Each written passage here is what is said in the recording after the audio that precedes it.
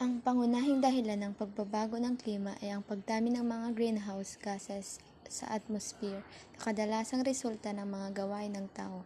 Ang pagsunog ng mga fossil fuels tulad ng carbon langis at natural gas ay naglalabas ng carbon dioxide, habang ang pagpuputol ng mga puno ay nagpapababa sa kakayahan ng planeta na ma-absorb ang carbon na ito. Awareness involves spreading information and knowledge about the issue, encourage understanding, engagement, and action.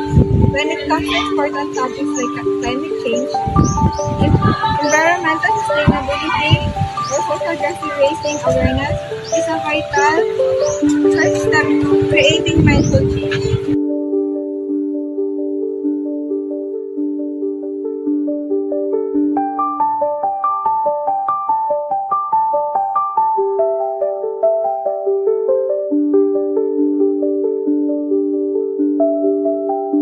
Why is raising awareness important? Number one, inform and educate.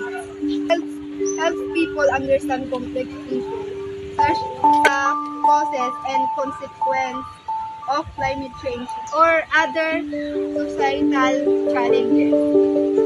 Clarify provide accurate information.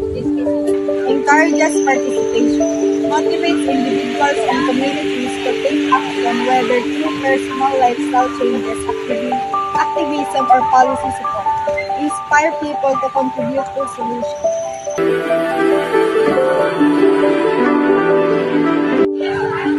Mitigation and adaptation. Three strategies for addressing climate change.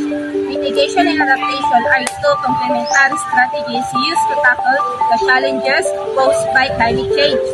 Both are essential but serve distinct purposes in responding to its impacts. Enhancing carbon sinks.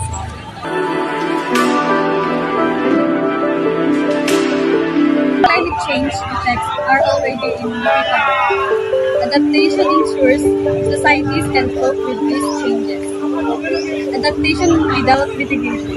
Solely adapting without reducing emissions could result in increasingly severe and unmanageable impact over time. Together, mitigation and adaptation ensure a proactive, balanced approach in combating and coping with